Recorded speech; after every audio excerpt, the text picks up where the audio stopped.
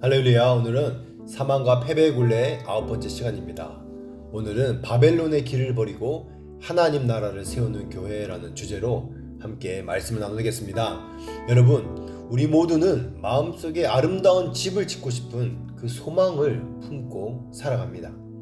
사랑하는 이 가족과 함께 웃음꽃을 피우고 지친 몸과 마음을 편히 이을 수 있는 그 따뜻한 보금자리를 우리는 꿈꿉니다. 그래서 우리는 더 좋은 가구들을 드리고 예쁜 벽지도를 바르고 멋진 정원을 가꾸는데 많은 시간과 노력을 기울입니다. 그런데 만약 이 모든 아름다운 장식 아래에 집의 가장 중요한 기초가 금이 가고 있다면 어떻겠습니까? 집이 화려해 보일수록 그 안에 사람들은 언젠가 무너질지 모르는 그 불안감에 시달리게 될 것입니다. 오늘 우리가 함께 나눌 말씀은요, 바로 이와 같습니다. 우리의 신앙 공동체, 이 교회를 우리의 영적인 가정으로 세워감에 있어서 우리는 과연 무엇에 집중하고 있는지를 돌아보자는 것입니다.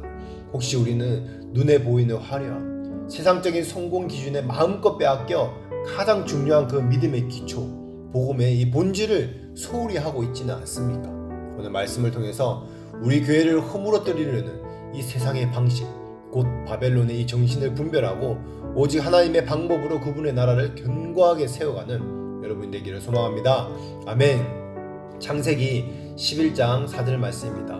또 말하되 자 성읍과 탑을 건설하여 그 탑 꼭대기를 하늘에 닿게 하여 우리 이름을 내고 온 지면에 흩어짐을 면하자 하였더니 아멘. 이 첫 번째로 현대 교회를 무너뜨리는 이 바벨론의 영은요, 결과를 조작하는 마케팅에 몰두하게 한다는 것입니다. 이 영의 뿌리에는 하나님의 이름이 아닌 우리 자신의 이름을 높이려는 교만이 자리하고 있습니다.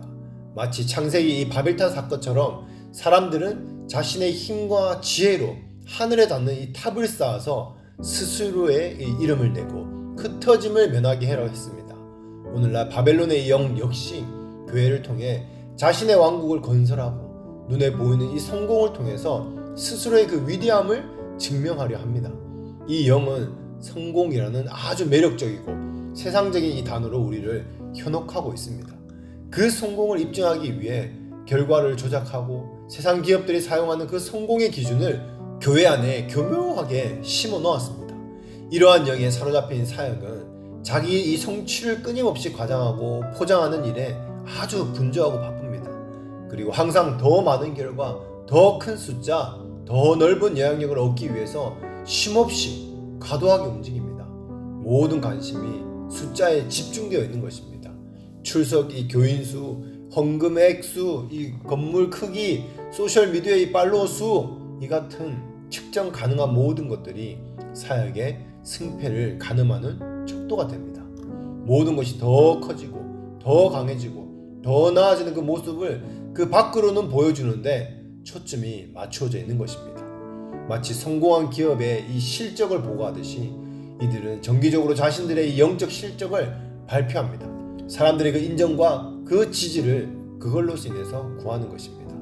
또 가슴 아픈 것은 이러한 시스템이 그 안에 이 속한 모든 그 우리들에게도 동일한 바벨론의 영을 교묘하게 붙여 넣었다는 점입니다. 예를 들어서 이 목회자가 강단에서 지난주에 우리 교회에 450명이 새로 등록했습니다. 할렐루야 라고 반복해서 강조하고 모든 광고와 이 간증이 성장과 부흥이라는 그 키워드에 맞춰져 있다면 우리들은 자연스럽게 숫자가 이 성공의 척도가 되는 것입니다. 하나님의 축복은 이런 숫자의 이 팽창이 증명된다라고 그들은 느끼게 되는 것입니다. 지난 한 달간 이 5명의 영혼을 주님께로 인도한 이 누구누구 형제를 위해서 우리 다 함께 박수를 보내십시다. 이런 칭찬들이 계속된다면 그 자체는요, 선한 이 격려처럼 보일 수 있습니다. 하지만 이 이면에는 단 한 명의 영혼도 인도하지 못한 성도들은 자신도 모르게 위축감을 느끼게 되고 실적이 없는 이 영업사원처럼 영적인 열등감에 시달리게 되는 것입니다. 결국 이러한 분위기는 우리를 보이지 않는 그 경쟁심으로 내몰게 되는 것입니다. 물론 건강한 이 동기부여와 이 선의의 경쟁은 개인과 공동체의 성장에 도움이 될 수 있습니다. 그러나 그 경쟁이 교회를 운영하는 그 가치와 원동력이 될 때에 문제는 심각해집니다. 교회는 더 이상 그리스도의 몸이 아닌 서로를 세워주는 그 공동체가 아닌 실적을 통해 자신의 이 가치를 증명해야 되는 이 냉정한 조직으로 변질되는 것입니다. 그리고 그 끝에는 반드시 시기심과 분열이라는 끔찍한 결과가 나오게 되어 있습니다. 더 많은 열매를 맺는 그 지체를 향한 그 존경이 어느새 질투로 바뀌어버리고 다른 이 교회의 성장을 축하하기보다 우리 교회의 정체를 염려하는 그 비교의 의식이 싹트기 시작하는 것입니다. 이것은 결코 성령의 열매가 아닙니다. 그렇다면 우리는 어떻게 해야 됩니까? 우리는 사람들에게 우리가 무엇을 하고 있는지 그리고 하나님께서 우리의 공동체 가운데 어떻게 역사하고 있는지 알려야 됩니다. 간증에는 강력한 힘이 있습니다. 그러나 자신을 의도적으로 홍보하고 상품을 광고하듯이 자신의 사역을 알리는 것은요 전혀 다른 문제입니다. 특히 하나님께서 우리를 내보내지 않는 사람들, 즉 우리의 이 사역 범위 밖에 있는 이들에게까지 우리 자신을 알리려고 애쓰는 것은요 영적인 교만일 수 있습니다. 그것은 잘못된 동기를 가진 성공한 교회에 소속돼서 자신의 이 영적 허영심을 채우는 사람들을 끌어들일 뿐인 것입니다. 진정한 교제, 이 코이노니아는 마케팅을 통해서 이루어지지 않습니다. 우리는 서로에게 하나님의 은혜가 어떻게 각자의 삶에 임했는지 나누고 우리 공동체 가운데 일어나는 크고 작은 일들을 나눔으로써 우리는 연합해야 됩니다. 성공 스토리가 아닌 실패의 스토리 속에서 역사하신 이 하나님의 신실하심을 나눌 때 우리의 연약함을 통해서 일하시는 그분의 능력을 간증할 때에 공동체는요 더욱 깊은 신뢰와 사랑으로 굳건해집니다. 우리는 스스로를 높여서는 안 됩니다. 오직 하나님께서 우리를 그분의 때에 그분의 방법으로 높이시도록 잠잠히 신뢰하며 우리의 이 자리를 지켜야 됩니다. 그것이 바로 바벨론의 마케팅을 이기는 하나님 나라의 방식입니다. 요한복음 2장 16절 말씀입니다. 비둘기 파는 사람들에게 이르시되 이것을 여기서 가져가 내 아버지의 집으로 장사하는 집을 만들지 말라 하시니 아멘. 이 두 번째로 바벨론의 영은요 거룩한 사역을 이 상품화해서 이익을 추구하는 장사꾼의 영입니다. 이 영은 모든 것을 이 돈벌이의 순환으로 생각합니다.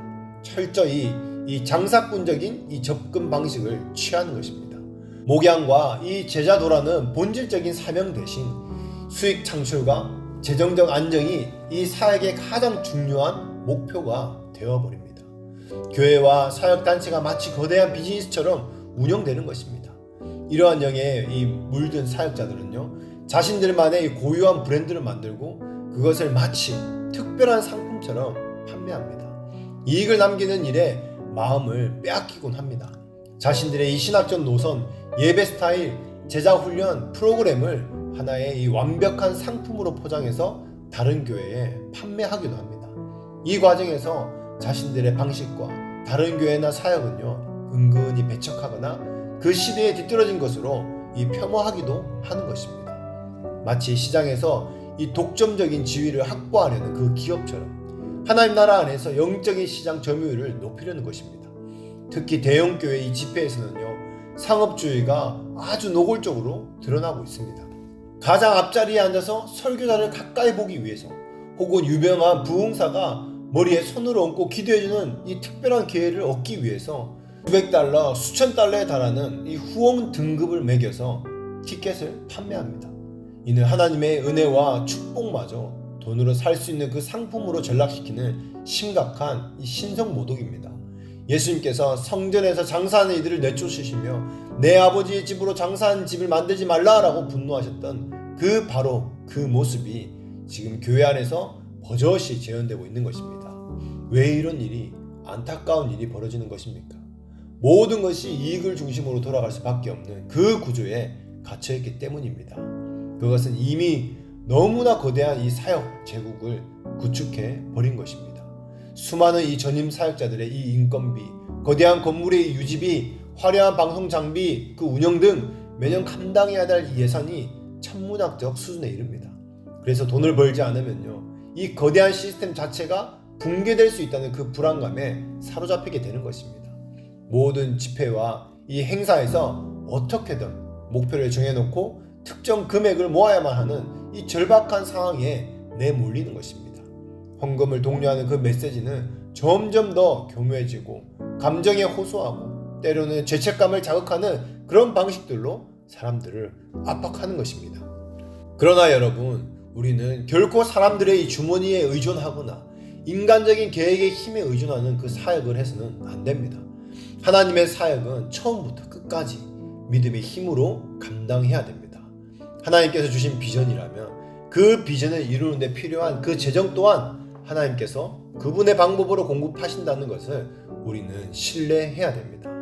만약 우리의 믿음이 현재의 사역 규모를 감당할 수 없다면 우리는 무리해서 그 사역을 키워서는 안 되는 것입니다.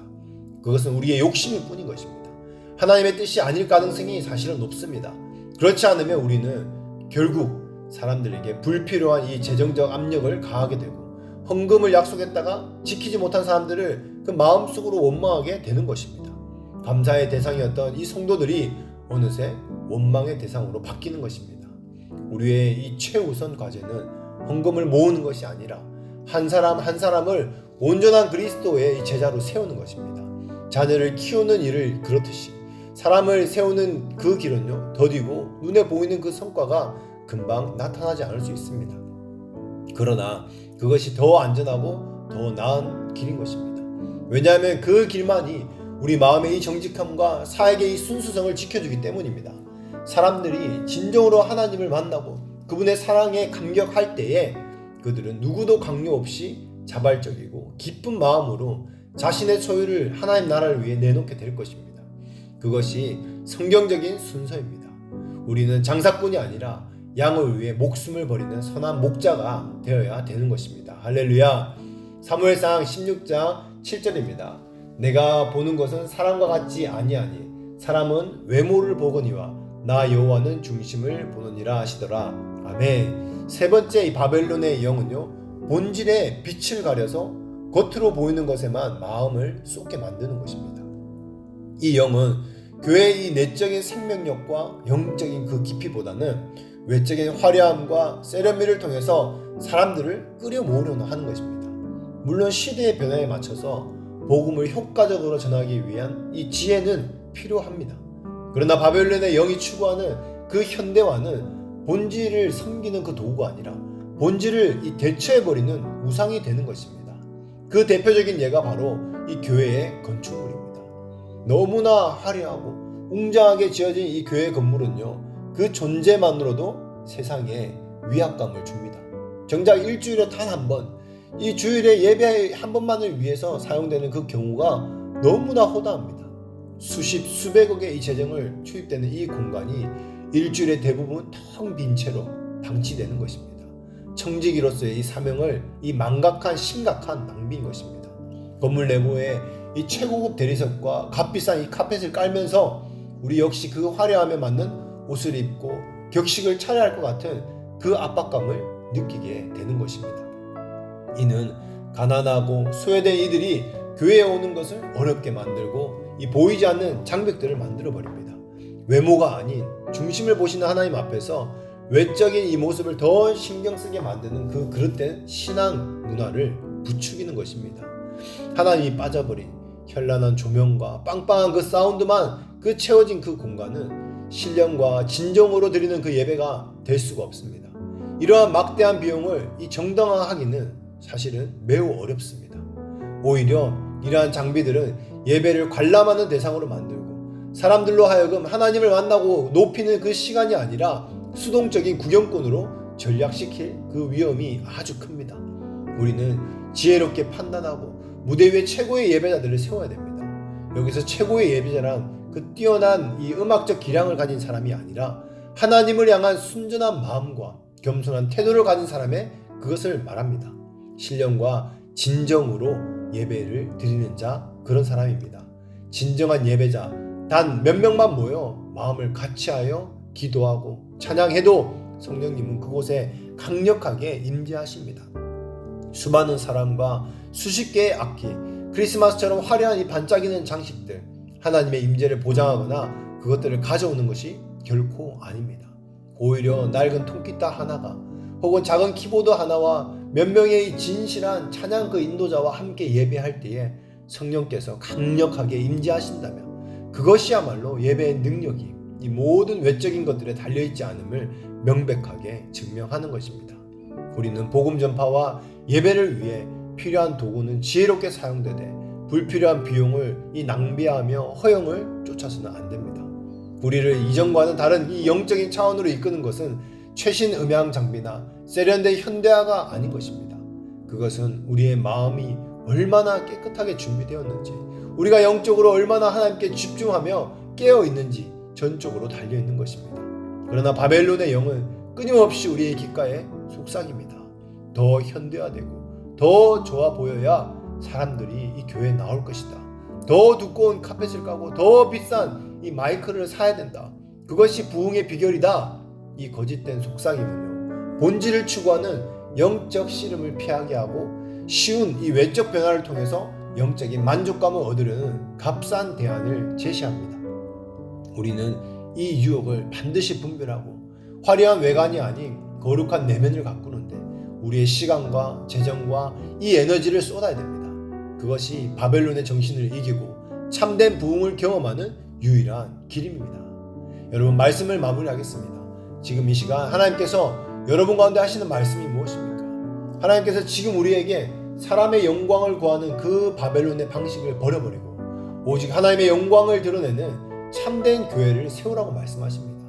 사람의 인정을 구하는 그 마케팅을 이제 멈추고 오직 하나님의 신실하심을 증언해라. 사역의 상품을 만들지 말고 한 영혼을 그리스도의 제자로 세우는 목자가 되어라. 화려한 외형을 추구하지 말고 거룩한 내면을 가꾸는 참된 예배자가 되라 라고 말씀하고 계십니다. 성공이 아닌 하나님의 일하심을 나누는 가정과 공동체가 되어라. 숫자와 실적의 압박에서 벗어나서 이름도 빛도 없이 한 영혼을 섬기는 그 기쁨을 회복해라 라고 말씀하십니다. 보여지는 예배가 아닌 마음의 중심의 예배를 통해서 하나님의 임재를 깊이 경험하는 여러분 한 분 한 분 되시기를 예수 이름으로 축복합니다. 아멘.